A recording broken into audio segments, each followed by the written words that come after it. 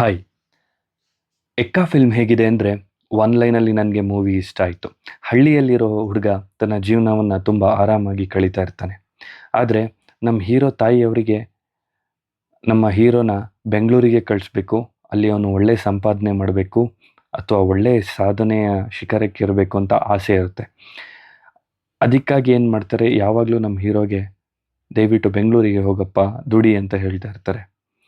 ಆದರೆ ಒಂದು ಸಿಚುಯೇಷನ್ ಬರುತ್ತೆ, ಅದರಿಂದ ನಮ್ಮ ಹೀರೋ ಬೆಂಗಳೂರಿಗೆ ಹೋಗಬೇಕಾಗತ್ತೋ ಪರಿಸ್ಥಿತಿ ಬರುತ್ತೆ. ಬೆಂಗಳೂರಿಗೆ ಹೋದ್ಮೇಲೆ ಅಲ್ಲಿ ಅವನು ಒಂದು ಟ್ಯಾಕ್ಸಿ ಡ್ರೈವರ್ ಆಗಿ ಕೆಲಸ ಮಾಡ್ತಿರ್ತಾನೆ.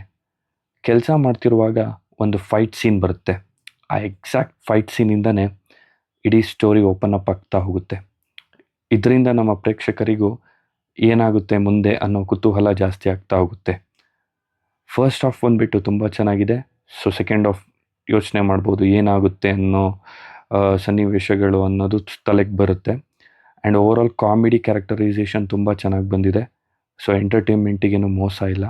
ಸಾಧು ಕೋಕಿಲ ಟೈಮಿಂಗ್, ಸಂಜನಾ ಆನಂದ್ರವರ ಲೋಕಲ್ ಡೈಲಾಗ್ಸ್, ವಿಲನ್ ಮತ್ತು ವಿನಯ್ ರಾಜ್ಕುಮಾರ್ ಅವರ ಆತ್ಮೀಯ ಗೆಳೆಯರ ಹಾಸ್ಯ ಪ್ರಜ್ಞೆ ಮತ್ತು ಫೈಟ್ ಬಂದುಬಿಟ್ಟು mass fight with actions and stunts ಕೂಡಿದೆ.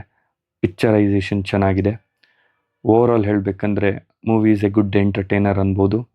ಸೊ ಖಂಡಿತ ನೋಡಬಹುದು. Thank you.